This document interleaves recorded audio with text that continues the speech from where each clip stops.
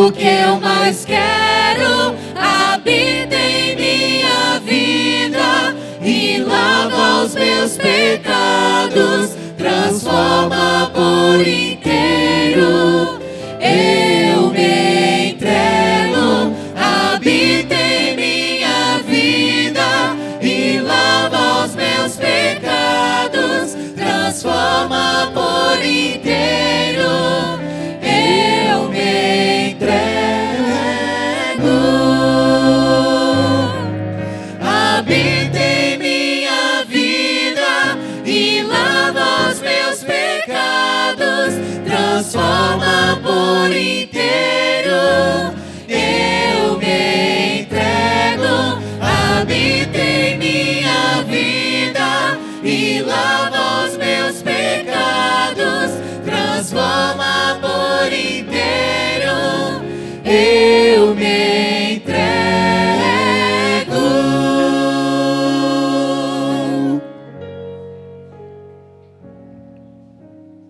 Amém.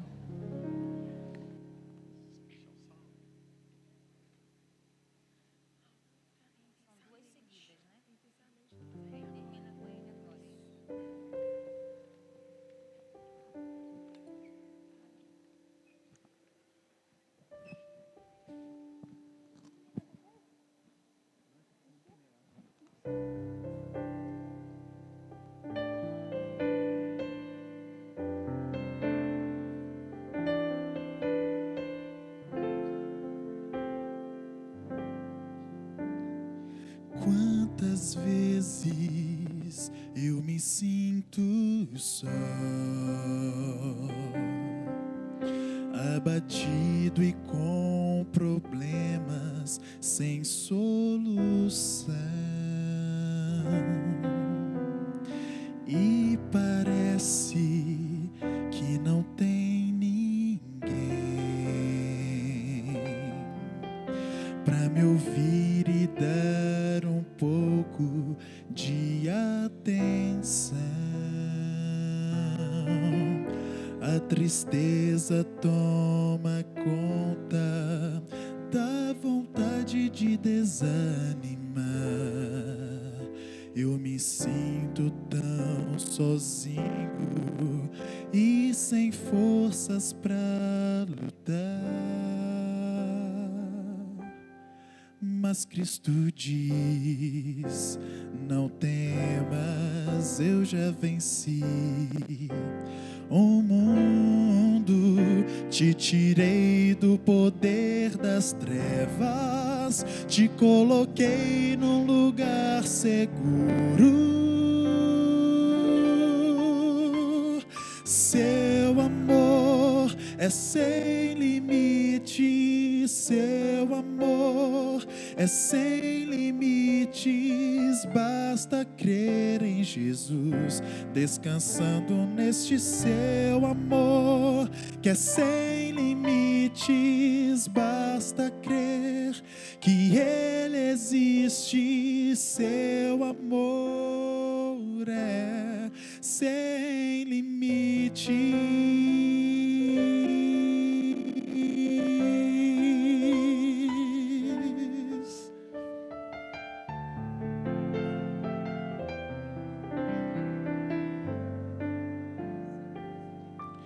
Mas Cristo diz: não temas, eu já venci o mundo, te tirei do poder das trevas, te coloquei num lugar seguro.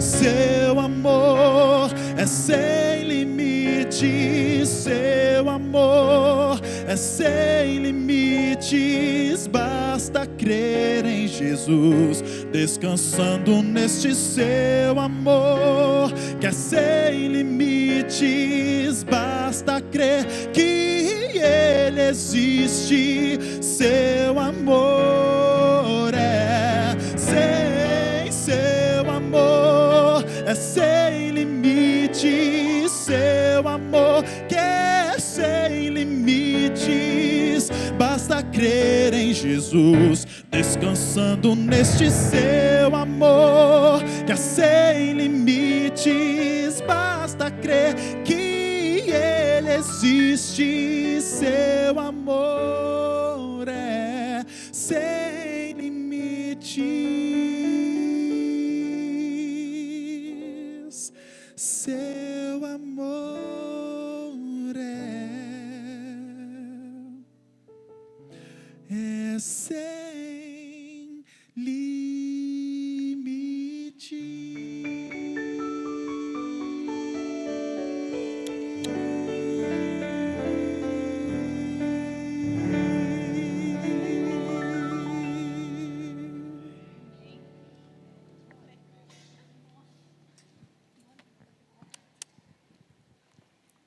Essa música que o Saulo acabou de louvar, ela vai introduzir o próximo louvor que eu e você vamos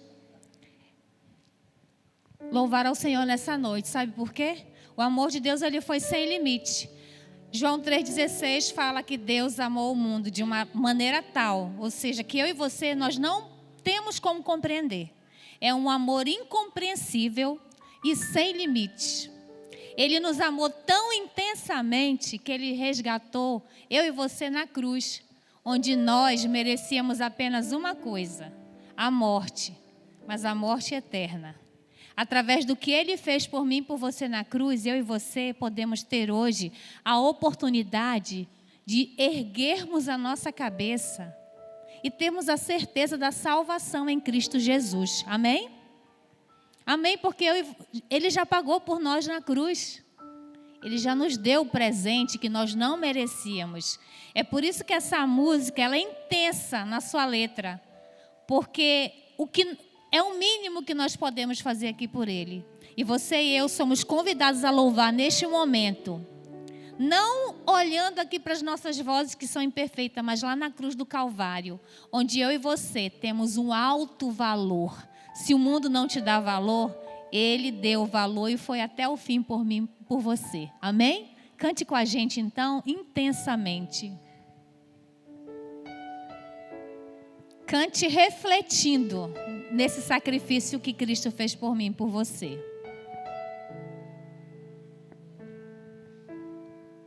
Por tanto tempo vivi como escravo dos meus desejos e medos,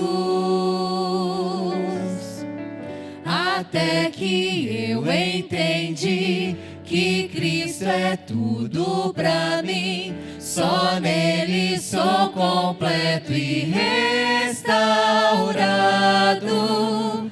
Eu fui comprado pelo sangue do Cordeiro, amor tão genuíno, amor tão verdadeiro, se entrega levando a culpa que não era sua, só por me amar intensamente.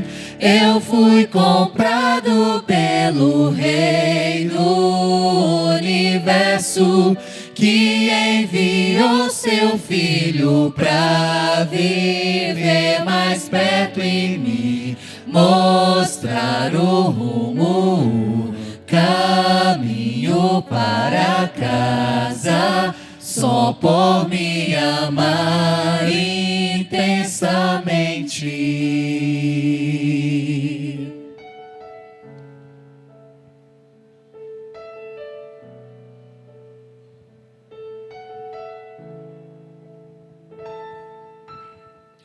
Por tanto tempo vivi dependente da aprovação de pessoas, até que eu entendi o que Jesus fez por mim. O meu valor foi estimado na cruz.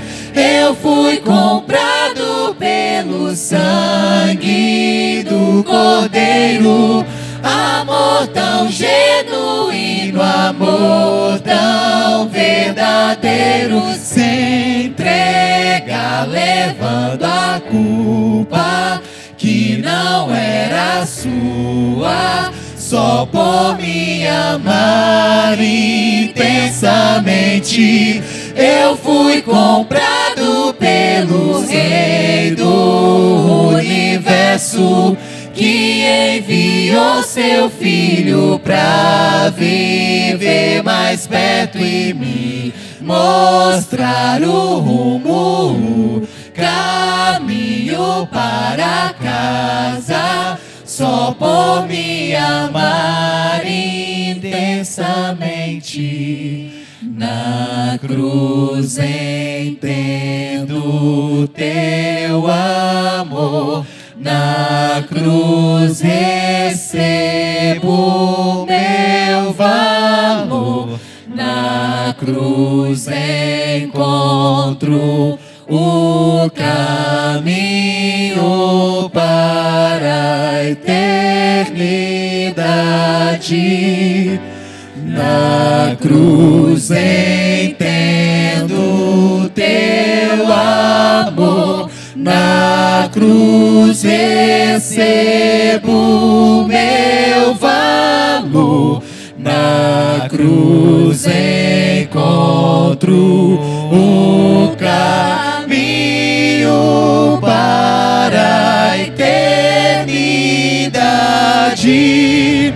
Eu fui comprado pelo sangue do Cordeiro, amor tão genuíno, amor tão verdadeiro, se entrega, levando a culpa que não era sua, só por me amar intensamente. Eu fui comprado pelo Rei do Universo, que enviou seu Filho pra viver mais perto e me mostrar o rumo, o caminho para casa, só por me amar intensamente. Esse foi o preço que ele pagou. A culpa não era dele, era minha. E olha o que você acabou de cantar. Um amor tão genuíno, tão puro e tão verdadeiro. Foi o sangue do Cordeiro que nos permitiu termos a oportunidade da vida eterna. Amém? Agora em pé, você vai continuar louvando Ele, dando glórias a Ele. Porque a Bíblia diz que dele, por Ele e para Ele são todas as coisas. Esse hino vai ser a nossa oração dessa noite, onde nós vamos cantar dando glórias a Ele.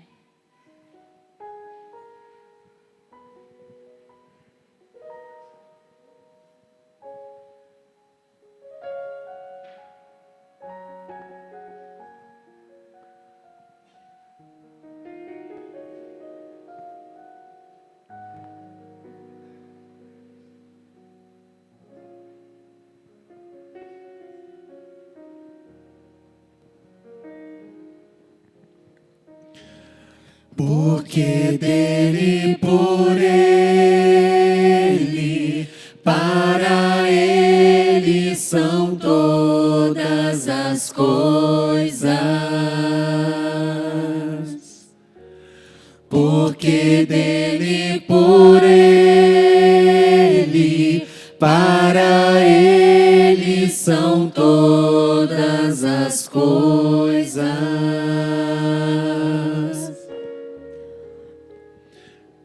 E por ele, para ele são todas as coisas. Porque dele, por ele, para ele são todas as coisas. A ele a glória,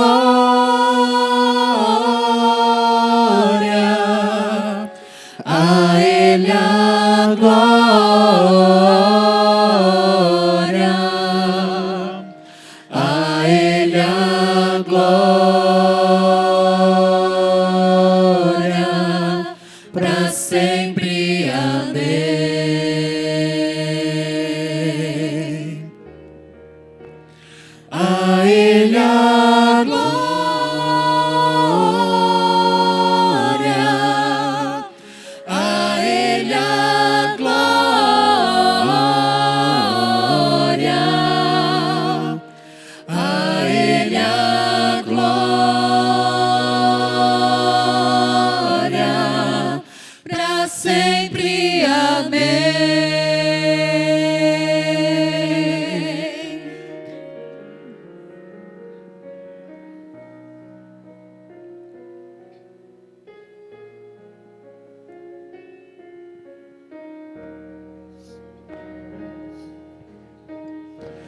Quão profundas riquezas o saber e o conhecer de Deus.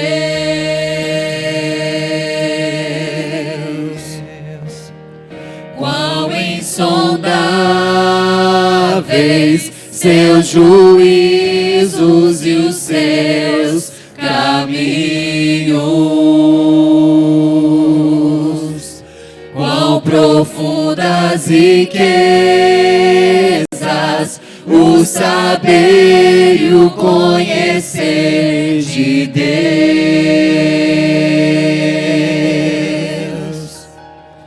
Quão insondáveis seus juízos e os seus caminhos.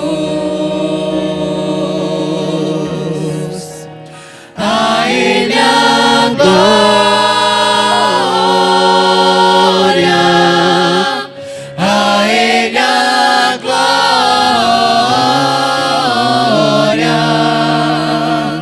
a Ele a glória, pra sempre. Amém.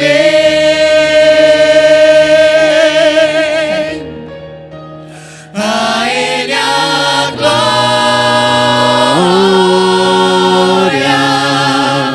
a Ele a glória,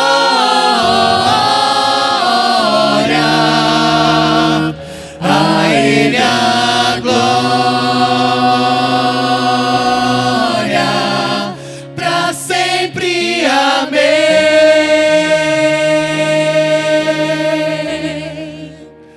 A Ele a glória,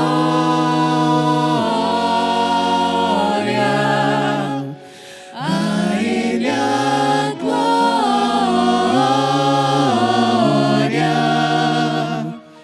a Ele a glória, pra sempre. Amém.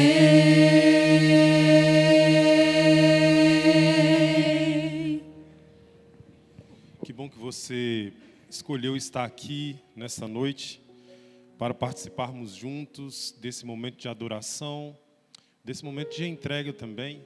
Nós estamos diante de um Deus que merece toda a honra e toda a glória. E eu creio que nesse momento é oportuno a gente meditar na palavra de Deus para compreendermos um aspecto das nossas orações.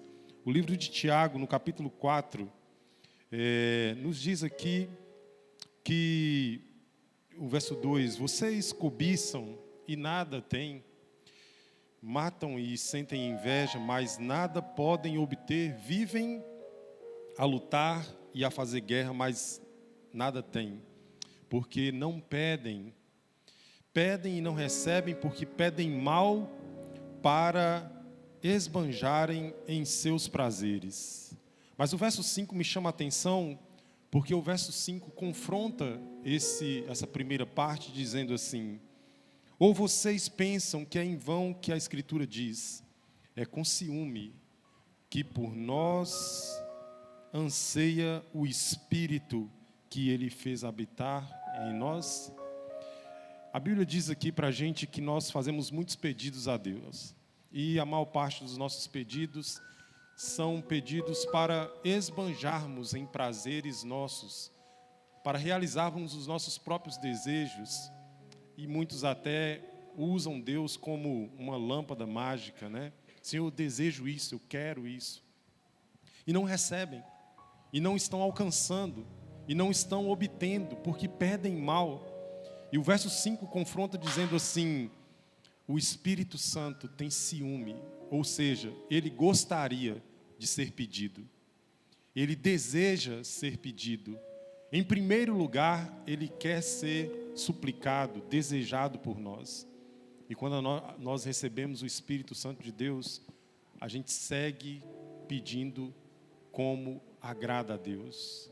E de fato nós vamos pedir que o plano de Deus faça sentido na nossa vida. Nesse momento de oração, sei que muitos aqui, eu já vim aqui poucas vezes, né? Mas já vim aqui e o pastor pediu para que eu fizesse hoje com vocês esse momento. É um momento em que a gente reflete sobre nossos pedidos, agradecimentos, desejos, e nós oramos por isso, pedimos a Deus para nos abençoar com isso. Mas eu queria colocar para vocês uma ordem de prioridade, como o texto diz: peça o Espírito de Deus e Ele vai dirigir todas as nossas petições. Nós nesse momento vamos orar pedindo por isso. Senhor, me conceda o seu Espírito, para que eu possa ter sabedoria em pedir, e que eu possa ser grato por ter um Deus que está disposto a me ouvir. Esse momento também eu vi que algumas pessoas se dirigem aqui à frente, com um desejo de vir aqui, com esse passo, dizer assim: eu desejo que Deus cumpra isso na minha vida.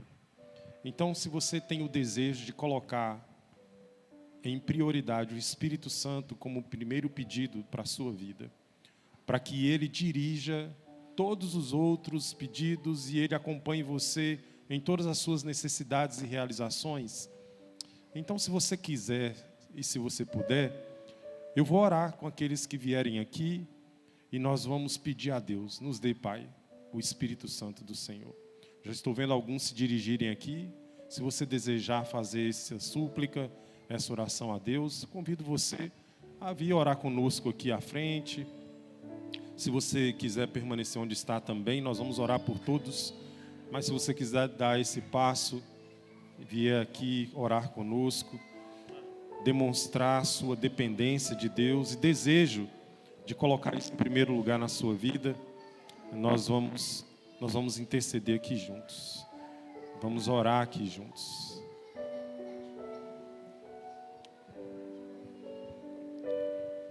Feche seus olhos. O meu Deus é especialista em fazer milagres.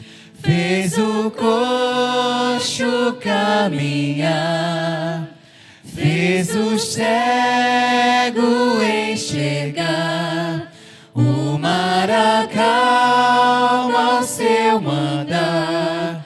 É esse Deus que está aqui e Ele vai cuidar de mim.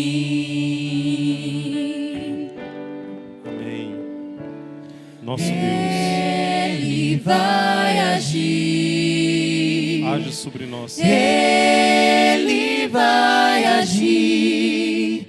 Não sei quando, não sei como, mas sei que Ele vai agir. Não sei quando, não sei como, mas sei que Ele vai agir.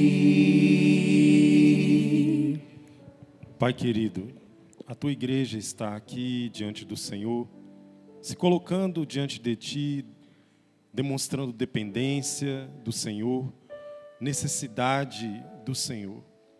E pedimos que o Senhor, nesse momento, olhe para nós e atenda nosso primeiro pedido, que é nos dar o Espírito Santo, a direção do Senhor sobre tudo o que fizermos, sobre todos os nossos desejos e anseios. Atenda a nossa súplica nessa manhã, nessa noite. Atenda, ó Pai, segundo o teu querer, e nos revele através do teu Espírito os planos do Senhor para a nossa vida. Que não saiamos daqui decepcionados, mas sim amparados e com a mente clara, dirigida pelo Espírito, de que o Senhor fala conosco e nos atende. Então nós te agradecemos pela oportunidade de adorá-lo e de estarmos aqui como um grupo de pessoas se rendendo aos teus pés. É o que nós te oramos em nome de Cristo Jesus. Amém. Ele vai agir. Ele Ele vai agir. Não sei quando, não sei como, mas sei que Ele vai agir. Não sei quando, não sei como, mas sei que Ele vai agir. Amém. Deus seja louvado e engrandecido nesta noite. Que bom que você veio estar aqui conosco nessa noite. E como foi compartilhado com vocês e anunciado, pelo menos o meu nome, alguns já até sabem, Natanael, sou pastor, estou aqui servindo na Associação Mineira Leste, na área das influências da TV Novo Tempo. Através da Escola Bíblica Novo Tempo, nós estamos implantando novos projetos aqui na associação. Então, tive um final de semana bem corrido, estando ali em Teoflotone na sexta, em Itaubim no sábado, ontem à noite de novo em Teoflotone, já estou aqui hoje. Semana que vem já tem outra rotina, mas aos domingos estaremos aqui durante esse mês, compartilhando com vocês a série Gênesis, o primeiro evangelho. Mas antes que a gente fale um pouquinho mais sobre isso, eu quero convidar aqui a Jasmin. Ela tem um recado muito importante, que ela até pediu para eu dar, mas eu falei, esse recado é tão importante que eu prefiro que você mesmo dê. Boa noite, gente. Bem-vindos, cada um. Meu recado ele é muito pontual, mas é para você se atentar para o próximo sábado, dia 21, né? Vamos ter uma programação na igreja muito especial, importante, porque dia 21 é o Dia Mundial do Jovem Adventista. Então, todas as igrejas, né, estarão comemorando. E a nossa, claro, estamos preparando um programa muito especial para todos. Os jovens vão ter atividades ao longo do dia. Mas você, por favor, venha. O culto da manhã, no mesmo horário, a partir das 9. E no final da tarde, às 17, às 5 horas, nós vamos ter um JA muito especial. Então, se programe, venha, convide amigos e vamos ter um lindo dia, um dia muito alegre e feliz, tá bom? Com o nosso tema, faça a diferença, tá? Então, venha, chame amigos, você é muito bem-vindo. É isso aí, juventude. Vi que aqui a igreja tem muitos jovens e que Deus possa estar abençoando e usando essa nova geração. A série que nós vamos compartilhar com vocês é no livro de Gênesis, e nós vamos compartilhar com vocês hoje o capítulo 4 de Gênesis. Vamos usar referência do capítulo 3 também. E durante esses domingos, nós estaremos compartilhando essa temática. Então, você que está aqui hoje é convidado a não perder o segundo episódio na próxima semana. E se alguém não veio, você conhece, compartilhe com essa pessoa o link aí da transmissão. Sei que algumas pessoas estão acompanhando pela internet, alguns amigos, alguns familiares, pessoas que já acompanham aqui constantemente, e eu acredito que hoje, com a tecnologia, a gente pode alcançar aqueles que, em alguma situação, por algum motivo, não podem vir à igreja, né? Eu quero que você abra sua Bíblia no capítulo 4 de Gênesis, e nós vamos fazer uma leitura que começa no verso 1. Se você encontrou aí, nós vamos avaliar bastante o texto bíblico. Acredito que se você tiver uma caneta para marcar algum detalhe, vai ser muito útil para você não perder algumas linhas de raciocínio do texto. Então, se você quiser anotar também. Mas prontos estamos, e eu convido você para orarmos mais uma vez. Vamos pedir a Deus que influencie as nossas mentes através do Espírito Santo, que dirija e nos abençoe nessa noite. Pai querido, obrigado. Nós temos certeza que o Espírito Santo do Senhor se encontra aqui. Não estamos aqui por acaso, muitos não estão ouvindo por acaso pelas redes sociais. Todos nós que estamos aqui e que nesse momento estamos nos deparando com esse texto, temos a certeza que o Senhor dirige tudo. Então, dirige também o mensageiro para que seja apenas um instrumento e que o Espírito Santo fale a cada um de nós e nós tenhamos a certeza de que são palavras de graça reveladas pelo Espírito para nos salvar. É o que nós te pedimos em nome de Cristo. Amém. O texto bíblico no verso 1, na versão que eu estou usando, a Nova Almeida atualizada, muitos sei que ainda usam a revista atualizada, essa Nova Almeida, inclusive as pessoas que têm batizado, os presentes bíblicos, a Bíblia que a gente doa, né, geralmente elas já têm recebido essa nova versão. Então eu vou ler para vocês na versão Nova Almeida atualizada. Adão teve relações com Eva, a sua mulher. Ela ficou grávida e deu à luz Caim. Então ela disse: adquiri um varão com o auxílio do Senhor. Depois deu à luz Abel, irmão de Caim. Abel foi pastor de ovelhas e Caim agricultor. Aconteceu que, ao fim de um certo tempo, Caim trouxe do fruto da terra uma oferta ao Senhor. Abel, por sua vez, trouxe das primícias do seu rebanho e da gordura deste. O Senhor se agradou de Abel e de sua oferta, mas de Caim e de sua oferta não se agradou. Caim ficou muito irritado e fechou a cara. Então o Senhor lhe disse: por que você está irritado? Por que essa cara fechada? Se fizer o que é certo, não é verdade que você será aceito? Mas se não fizer o que é certo, eis que o pecado está à porta, à sua espera. O desejo deles será contra você, mas é necessário que você o domine. Esse texto bíblico fala do nascimento de Caim. A palavra de Deus, no capítulo 3 de Gênesis, nos revela o momento da queda, em que Eva, ela come do fruto, e ela oferece o fruto ao seu marido também come do fruto, e o Senhor depois procura por eles. O Senhor chama por eles, e ao chamá-los, eles se apresentam a Deus. E agora começa a acontecer um diálogo ali. Deus faz perguntas, eles dão respostas. As perguntas de Deus têm a finalidade de que eles possam ser honestos, e que eles possam dizer o que de fato aconteceu, que eles possam assumir a responsabilidade pelo que aconteceu. Mas o que a gente vê são desculpas. O homem coloca a culpa na mulher, a mulher coloca a culpa na serpente. Deus percebe o cenário. O que Deus vai fazer? Deus havia dito: se vocês comerem desse fruto, vocês morrerão. Deus então decide, no verso 15, Deus declara a primeira profecia messiânica da Bíblia.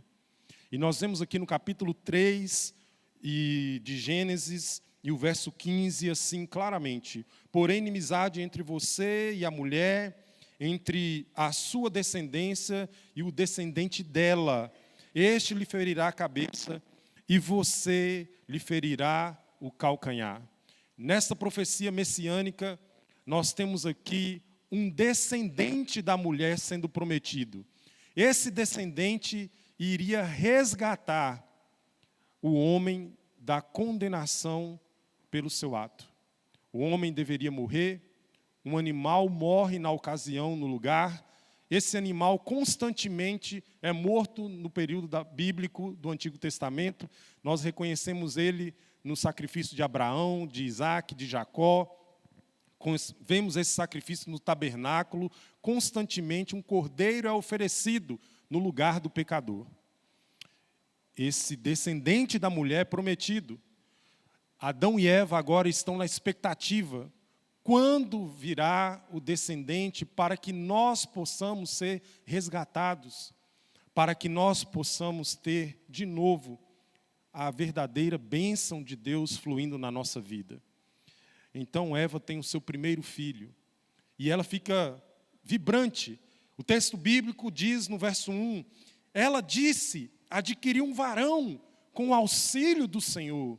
E o nome dele foi Caim. E ela ficou cheia de expectativa de que esse fosse o descendente prometido. Ela ficou cheia de expectativa de que agora o Senhor, através do seu descendente, iria resgatá-los da condenação. E assim começa o capítulo 4, apresentando um cenário de família, onde também nasce Abel, irmão de Caim. O texto bíblico narra para a gente que um dia Caim e Abel compareceram diante de Deus. E Caim apresentou ao Senhor uma oferta. Abel também apresentou ao Senhor uma oferta, mas eu quero que você fique atento aí ao que diz o verso 4. No finalzinho do verso, o Senhor se agradou de Abel e da sua oferta. Mas o texto diz no verso 5, mas de Caim e de sua oferta não se agradou. O texto bíblico nos apresenta uma ordem de fatores importantes que, se mudados, altera tudo. Primeiro, Deus se agrada do adorador. Deus se agrada de Abel. Deus não se agrada de Caim. Deus se agrada de Abel, portanto, também Deus se agrada da sua oferta. Deus não se agrada de Caim, portanto, também Deus não se agrada da oferta de Caim. Nós podemos compartilhar isso aqui como adoração. Primeiro, Deus se agrada do adorador. Depois, Deus aceita a nossa adoração. Vamos colocar dessa forma. Deus está preocupado como você está, quem você é, como está a sua relação com Ele. E depois, Deus aceita ou não a sua adoração. Então, primeiro, Deus aceita o cantor e depois a canção. Primeiro, Deus aceita o pregador, depois a mensagem. Primeiro, Deus aceita o missionário, depois a sua missão. E assim sucessivamente. A relação de Deus é conosco. E tudo que agimos em resposta a isso, para com Ele, se torna do agrado dEle ou não. Ou seja, Deus está preocupado com quem você é e não o que você faz. Deus não está preocupado quanto de oferta você traz, quanto dinheiro você dá, quanta caridade você pratica, quantos cultos você frequenta, quantas campanhas de oração ou jejum você faz. Isso é em segundo lugar. Em primeiro lugar, Deus está preocupado. Quem é você? Como está você? Como eu e você, no sentido entre Deus e você, como vocês dois estão? Como vocês dois estão? Como está a sua relação com Deus? É a preocupação do texto. É evidente aqui.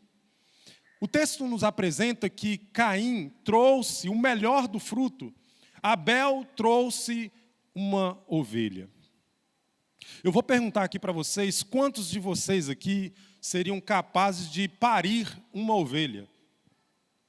Conhecem algum ser humano capaz de parir uma ovelha?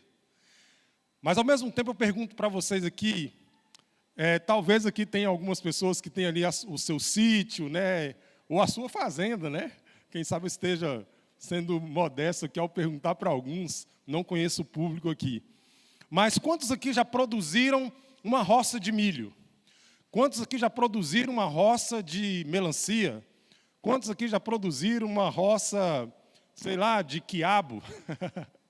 O fato é que, como seres humanos, nós temos a condição de produzir fruto nesse sentido de você arar a terra, semear a terra, regar a terra, cuidar da planta e ela produzir bons frutos pelo seu cuidado. Sim ou não? Eu estou indo na direção certa? Vocês estão me compreendendo? Caim, ele produziu aquilo que o homem é capaz de produzir. Abel trouxe a Deus aquilo que o homem não é capaz de produzir. Em outras palavras, teologicamente, isso quer dizer que Abel quis ser aceito por Deus diante daquilo que só Deus poderia dar. Ele entrega a Deus aquilo que ele não pode produzir. Mas Caim, ele apresenta para Deus aquilo que ele pode fazer. São as suas obras. Trocando para o ambiente da teologia, a busca de aceitação de Caim era das suas obras, era da sua capacidade. Era mostrar para Deus que ele poderia apresentar algo melhor. Ele poderia se apresentar diante de Deus com algo bom. Dentro de uma perspectiva da salvação, muitas pessoas confundem a ordem. Elas estão entendendo que ser salvo é você fazer o que é correto. Algumas pessoas vivem aí buscando sempre fazer o que é certo para serem aceitas diante de Deus. Muitos, inclusive, já desistiram de buscar a fé, porque quando olham para si, não percebem serem capazes de produzir algo bom, de obedecerem estatutos e mandamentos, de viverem um tipo de comportamento que elas julgariam serem aceitas por Deus. Então, muitos têm desistido da fé porque se sentem incapazes de produzir algo para serem aceitos diante de Deus. Mas Caim, ele se sentia digno de se apresentar como alguém capaz de fazer algo bom, de produzir algo bom e de apresentar diante de Deus algo bom. Outros não veem a sua incapacidade, mas já veem a sua capacidade como Caim. Querem alcançar o mérito diante de Deus pelo que fazem. Eu sou ofertante, eu sou dizimista, eu venho aos cultos, eu jejuo, eu faço campanhas de oração, eu ajudo os pobres, eu dou esmolas, eu faço caridade. Tudo isso não é possível que Deus não vai me salvar, porque eu tenho feito tudo o que posso para Deus se agradar de mim. E eu digo para você nessa noite, não tem nada que você possa fazer, por melhor que seja, que vai fazer com que você se sinta mais amado por Deus. Deus não vai te amar mais, pelo maior esforço que você possa fazer, de algo bom e correto aos seus olhos, Deus não vai te amar mais por isso. Ao mesmo tempo também, Deus não vai te amar menos se você for a pior pessoa desse mundo. Se você cometer as piores coisas e os piores pecados aos nossos olhos, Deus não vai te amar menos por isso. Deus amou a todos, deu a vida por todos. O Evangelho foi para alcançar todos. E nesta primeira cena que observamos aqui, de Caim e Abel, nós vemos aqui apresentando a sua autossuficiência, a sua capacidade de agradar a Deus, de mostrar que é bom, de mostrar que é suficiente na presença de Deus. O outro traz aquilo que ele não pode fazer. Ele traz um cordeiro. Ele traz aquilo que ele não pode produzir. Ele traz o que Deus dá. E Deus dá de graça. É assim que começa o cenário desse capítulo, apresentando o adorador que Deus se agrada e a oferta que Deus não se agrada. A questão é, Deus procura Caim.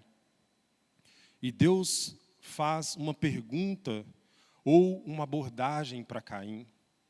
E a abordagem de Deus a Caim, no verso 7, me chama a atenção porque diz assim: se fizer o que é certo, não é verdade que você será aceito?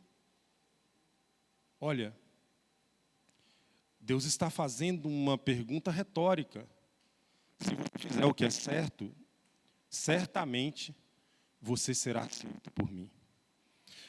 Só que a gente já acabou de ver uma ordem aqui das coisas. Deus primeiro se agrada do adorador. Depois de quê? Da sua adoração. Essa pergunta de Deus tem a ver com o quê? Com o cordeiro e com as hortaliças? Ou com o adorador? Com o adorador. Em primeira instância, Deus não está falando do que é certo, se ele fizer o que é certo, num aspecto de que se ele também levar um cordeiro, porque aí, gente, estaria fácil.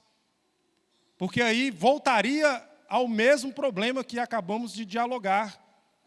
Se é apenas levar um cordeiro, que significa fazer o que é certo, então todo mundo pode ser aceito diante de Deus por trazer algo que é certo aos olhos de Deus. Então, se Caim simplesmente agora levasse um cordeiro, e se isso fosse o que era certo, então ele seria aceito por Deus, mas não é o ponto aqui. E nós já discutimos sobre isso aqui. Havia um problema entre Deus e Caim. Entre Caim e Deus, existe um problema entre eles. Esse problema resolvido, naturalmente, Caim levaria o que Deus pediu. A gente sabe que ele levou o que Deus não pediu. Ele não levou o que Deus pediu. Mas a gente sabe que se ele resolver o problema que ele tem com Deus, naturalmente ele vai fazer o que é certo. E nós precisamos entender que é assim que funciona. Você quer resolver sua vida com Deus? Não comece a fazer coisas para se sentir aceito por Deus. Você tem que resolver um problema. E um problema que está lá no centro da questão com Deus. E que questão é essa? O texto bíblico faz uma afirmação aqui constante. E o texto bíblico está falando de uma coisa que nas entrelinhas, muitas vezes, as pessoas não percebem. Mas quando você percebe, você entende o texto. Acompanha comigo o que diz o verso 2 sobre quem é Abel. Eu queria que você me acompanhasse nos versos seguintes. O verso 2 começa dizendo assim: depois deu à luz Abel, irmão. Quem é Abel? Quem é Abel? Irmão de Caim. Vocês estão vendo aí? Quem é Abel? Depois deu à luz Abel. Quem é Abel? Irmão de Caim. Veja então o que diz o verso 8. Caim disse a Abel o quê? Seu irmão. Veja ainda no verso 8. Ao final do verso diz assim: Caim se levantou contra Abel, quem? O seu irmão. Veja o verso 9. Onde está Abel, quem? Seu irmão. E ainda no verso 9, ao final diz assim: por acaso sou o guardador de quem? Do meu irmão. E agora veja o verso 10. A voz do sangue de quem? Do seu irmão. E aí no verso 11 finaliza assim: cuja boca se abriu para receber da sua mão o sangue de quem? Do seu irmão. 7 vezes. Toda vez que a pessoa de Abel é apresentada no texto, todas as vezes, Abel é irmão de Caim. E Caim tinha um problema com Abel. Não é simplesmente o fato de Deus não ter aceitado o sacrifício de Caim, que Caim ficou chateado. Mas Caim ficou chateado de ver que o seu irmão foi aceito por Deus e ele não. Ele começou a invejar o seu irmão. E o problema da inveja é que você não deseja o que o outro tem. Você quer que o outro não tenha. Você não quer que o outro tenha. Às vezes a gente pensa que inveja é desejar o que o outro tem, mas na verdade é que ele não tenha. Eu não quero que ele tenha. E Caim começou a alimentar no seu coração um ódio por Abel, rancor por Abel. E Caim matou Abel. O problema de Caim era com Abel. E por isso Caim tinha um problema com Deus. Porque quando nós temos um problema com alguém, nós temos um problema com Deus. Porque só tem como amar a Deus se amar o próximo. Todo aquele que diz que ama a Deus e odeia o seu irmão é mentiroso. Não tem como você dizer que está numa relação boa com Deus se você não está bem com o seu próximo. Não tem como você ser um adorador genuíno se você não perdoa o seu próximo. Não tem como você ser aceito na presença de Deus se você tem mágoa para com o seu próximo. A primeira epístola de 1 João, nós vemos ali no capítulo 3, verso 15, aquele que odeia o seu irmão é assassino. Ou seja, o assassinato não se resume ao fato de tirar a vida, mas a simplesmente o fato de nós odiarmos alguém, não suportarmos a presença de alguém. E nós temos constantemente problemas com o próximo. Quando nós convivemos com pessoas, nós estamos nos colocando num campo minado, porque é uma pessoa que não nasceu no mesmo lar que nós. É uma pessoa que provavelmente, em alguns casos, não estudaram na mesma escola que nós, não moraram no mesmo bairro que nós, não é da mesma família, muitas vezes acontece isso, e agora essas duas pessoas estão convivendo juntas, seja num relacionamento conjugal, de namoro, ou interpessoal, de amizade. Quando as pessoas se aproximam umas das outras, claro que tem aquele momento em que a gente vê assim, nossa, eu me identifiquei com essa pessoa, foi muito bom. Esse cara vai ser meu amigo, porque eu gostei muito dele. Mas em outras ocasiões é aquela famosa expressão, o santo não bateu. Eu não suportei, eu não gostei. Eu não gostei dessa pessoa, não gostei do jeito dela, não gostei da postura dela, não gostei da fala dela. E começamos a alimentar algumas coisas rancorosas e desejos maliciosos com relação a algumas pessoas, simplesmente porque não gostei. E claro, vocês em algum momento vão gostar de alguém. E sabe o que acontece? Vocês vão confiar nessa pessoa. Vocês vão depositar segredos para essa pessoa. Você vai confiar no âmbito conjugal a sua intimidade para essa pessoa. No âmbito interpessoal, segredos a essa pessoa. Confiança nessa pessoa. E em algum momento, todos nós vamos decepcionar uns aos outros. Todos nós sempre vamos decepcionar uns aos outros. E é nessa hora em que começa a arder no nosso coração o sentimento. O que eu vou fazer diante disso? O ódio? O rancor? O ressentimento? Não vou perdoar? Não aceito isso? Não quero ver nunca mais? E essas coisas começam a desenvolver no nosso coração. E aqui é uma família. E aqui são duas pessoas próximas. E Caim odiou o fato de Deus aceitar Abel e não aceitá-lo. E agora ele alimenta no coração o desejo de matar o seu irmão. Então ele tem um problema com o seu irmão. E esse é o problema com Deus e Caim.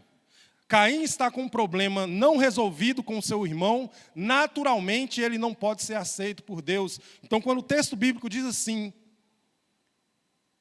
de Abel e a sua oferta o Senhor aceitou, porém de Caim e a sua oferta Deus não aceitou. Deus não aceitou Caim porque Caim não estava resolvido com seu irmão. E para resolver e fazer o que é certo, Caim tinha que se resolver com seu irmão. E a pergunta agora é, se eles se resolvessem, naturalmente, Caim deveria também levar a adoração correta à presença de Deus. E agora vem o grande problema do texto. O texto nos diz aqui, no verso 2, Abel foi pastor de ovelhas, Caim foi agricultor. Quando Caim desse o primeiro passo para resolver o seu problema, ele teria que dar o segundo passo, que era adorar o Senhor. E nesse segundo passo, ele teria que levar também o que era certo. Ele teria que levar uma ovelha. Só que para levar uma ovelha, Caim tinha que pedir para o pastor de ovelhas. Caim era agricultor, Abel era pastor de ovelhas. Então, Deus fala assim, se você fizer o que é certo, você será aceito. Caim entendeu o seguinte, eu tenho que ir lá e falar com o meu irmão, porque ele é o pastor de ovelhas. Eu tenho que ir lá e pedir para o meu irmão uma ovelha, para eu levar em sacrifício e adoração. Mas nunca que eu vou fazer isso. O orgulho de Caim o impede de se aproximar do seu irmão. e de cumprir a primeira parte, que é de se resolver com o seu irmão. Mas o seu orgulho também impede de ele agradar a Deus em adoração, porque ele teria que se humilhar pedindo ao irmão uma ovelha para apresentar diante do Senhor. É o orgulho humano que nos impede de resolvermos as nossas relações. E por causa disso, nós não nos resolvemos com Deus. Nós não estamos resolvidos com Deus. E você precisa parar de se enganar que quando você não perdoa alguém, está tudo certo. Não está nada certo. Quando você odeia alguém, está tudo certo. Não está nada certo. Nossas relações precisam estar resolvidas. E Caim não quis resolver a sua relação com o seu irmão. Porque ele era orgulhoso. E ele preferiu manter o seu orgulho que falar com o seu irmão. E muito menos levar à presença de Deus um cordeiro. Estamos indo para as cenas finais desse capítulo, onde agora Caim toma uma decisão. E todos nós que temos um coração orgulhoso e duro, e que resistimos às abordagens de Deus, nós começamos agora a agir segundo o nosso coração. Um coração que é mau. Um coração que é vil. E agora Caim, ele no verso 8 diz assim: vamos ao campo. E no campo ele mata o seu irmão. Sabe o que Caim fez? Caim não discutiu com Abel. E numa briga de desentendimento, ele vai e mata Abel. Não. Caim, ele planejou a morte do seu irmão.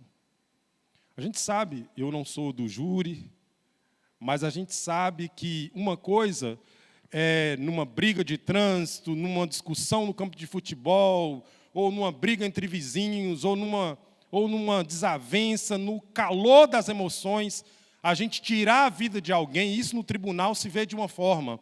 Outra coisa é quando o indivíduo planeja o assassinato friamente de uma outra pessoa. E foi o que Caim fez. Ele resiste à abordagem divina de ir até o seu irmão, de se resolver com o seu irmão e de apresentar-se de forma correta diante de Deus. Ele ignora a ação divina e agora ele vai agir apenas segundo o seu próprio coração. E segundo o coração do homem, segundo nós somos maus e vis. E agora ele planeja matar, e ele mata o seu irmão. Mas esse é o evangelho que nós estamos apresentando para vocês. O evangelho de Deus, de Cristo, que se apresenta aqui no livro de Gênesis. Primeiro Deus foi até Caim e chamou ele a atenção. Filho, faça o que é certo e você será aceito. Mas agora nós temos a segunda parte do evangelho. Caim matou Abel e Deus, de novo, foi atrás de Caim. É isso que Deus faz. Deus nunca desiste dos seus filhos. Deus não queria apenas evitar a morte de Abel. Deus queria salvar Caim desde o início. E agora, Deus vai atrás de Caim, depois dele ter matado Abel, e faz uma pergunta: onde está Abel, o seu irmão? Deus não sabia a resposta? Deus não conhecia o fato? Amigos, o que Deus está fazendo aqui é o que Ele faz conosco hoje. Deus pergunta para você: o que você fez? E Deus pergunta para Abel, para Caim: onde está o seu irmão? Para ouvir simplesmente de Caim e de nós o seguinte: eu matei o meu irmão. Eu não sei agora o que eu posso fazer, porque agora já é tarde demais.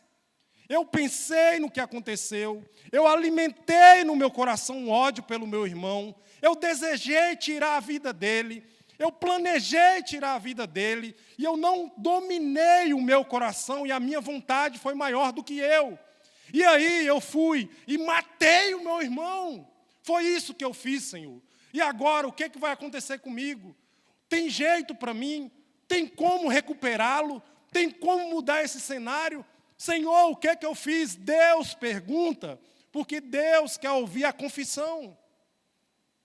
Quando Deus nos aborda, Deus quer que você seja sincero com Ele, que você confesse para Ele, que você declare para Ele, porque Deus quer salvar. Ele quer salvar antes de acontecer. Ele insiste em salvar depois que acontece. Mas Caim tem um coração duro. E ele responde de forma irônica: sou eu o guardador do meu irmão? Sabe, amigos, esse é o coração humano. Esse é o meu e o seu coração. Nós sabemos o que aconteceu. Nós sabemos o que está acontecendo. Nós entendemos todo o cenário. Nós ouvimos o Espírito Santo nos acordando à noite, nos anunciando durante o dia, nos alertando em nossos planos pecaminosos, em nossos desejos e vontades erradas. E o Espírito fala, mas nós, como Caim, chegamos em um momento em que a gente prefere seguir o nosso coração. E ainda ironizamos diante de Deus a situação. Deus toma um terceiro passo. Deus quer ver se agora, pelo menos, tirando de Caim o que ele mais tem de precioso, Caim entende o que aconteceu. Como eu falei para vocês no início, Caim, aqueles que conseguem produzir uma roça, né? Isso significa nossas obras, nossa autossuficiência. E eu apresentei para vocês que Caim, a presença de Deus, apresenta diante de Deus a sua autossuficiência. E agora Deus, nesse cenário, vai e diz: depois você pode ler o texto, eu estou narrando aqui. Quando você, verso 12, cultivar o solo, ele não lhe dará o fruto da sua força. Deus está dizendo: eu estou tirando de você sua autossuficiência. Eu estou tirando de você a sua capacidade de produzir algo. Eu estou tirando tudo de você, para você entender uma coisa, que você precisa se render a mim. Se renda a mim, Caim, se renda. Você não é autossuficiente, eu sou suficiente. Se renda agora a mim. Mas ao invés de se render a Deus nessa terceira oportunidade, Caim diz: Senhor, peraí, isso é pesado demais para mim, eu não posso suportar isso. Caim não diz: Senhor, caiu a ficha, o que eu fiz? O que eu fiz chegou a ponto de eu perder tudo o que faço. Ainda tem oportunidade para mim. Mas ele não diz isso, ele apenas olha para o que aconteceu, o que ele perdeu. Ele não olha para a vida do irmão que ele tirou. Ele em nenhum momento fala sobre o seu irmão, ele fala sobre o que ele perdeu. E agora ele diz assim, e a última parte do texto nos impressiona, o quanto que Deus nos salva e Deus quer nos salvar. Caim diz: Senhor, qualquer pessoa que vir me ver vai me matar. A afirmação de Deus no verso 15 é: não, ninguém vai tirar a sua vida. E Deus colocou uma marca em Caim. E essa marca que Deus colocou em Caim era uma marca que representava um sinal. E o Senhor pôs um sinal em Caim para que, se alguém viesse a encontrá-lo, não o matasse. Às vezes a gente fica questionando, perguntando, alguns estudiosos da Bíblia gostam de perguntar, questionar e querer saber que marca foi essa? É uma cor? O que significa? Teologicamente e claramente, isso aqui é a graça de Deus. Por quê? Porque Deus não está dando o que Ele merece. Deus não está dando o que Ele merece. E quando Deus não nos dá, o que a gente merece, isso significa graça. Ele matou, ele foi irônico, ele não sentiu um pingo de desejo de se arrepender, e agora Deus poderia exterminá-lo, porque Deus tentou de tudo. E ele entende que ele pode ser vingado pelo que ele fez, mas Deus diz: não, você não vai morrer, ninguém vai te matar. E essa marca que eu coloco em você é para que ninguém tire a sua vida como você tirou do seu irmão. Deus não dá o que a gente merece, e isso é graça. E o Evangelho se apresenta aqui nesse capítulo, o Evangelho da graça de Deus sobre os seus filhos. Nessa noite eu não sei quantos de vocês, aqueles que estão me assistindo e os que estão aqui presentes, têm resistido à graça de Deus. Tem resistido o Espírito Santo de Deus, como Caim resistiu. Tem vivido constantemente nesse conflito e nesta vida de pecados e rejeição de Deus. Mas o fato, amigos, é que Deus, Ele nunca desiste dos seus filhos. Ele sempre quer salvar seus filhos. Ele dá o que Caim não merecia. Ele dá para você o que você não merecia. Ele me dá o que eu não mereço. Você tem que entender a graça de Deus nessa história e refletir em qual estágio você está. Está no estágio em que o Espírito fala, está no estágio onde você vem vivido em pecado e o Espírito continua falando, está no estágio em que você até perdeu coisas, família, pessoas, trabalho, por causa dos seus atos e pecados, e você ainda não entendeu a graça de Deus trabalhando para manter você vivo. Você ainda não entendeu que você está vivo, e que isso é a graça de Deus, e que isso é mais uma chance que Deus está te dando hoje. Se você já passou por todos esses estágios que Caim passou, e ainda assim você não se rendeu ao Senhor, eu quero dizer que a graça do Senhor te manteve até hoje. E Ele agora fala com você através dessa mensagem para que você faça o que é certo e você será aceito. É perdoar alguém? É aceitar alguém? É abandonar um pecado? É redimir-se? É abandonar o orgulho? Eu não sei. Mas a luta que você vive com Deus nessa noite tem a graça de Deus envolvida. Não importa quem você seja ou em que estágio você esteja, a graça de Deus é para você.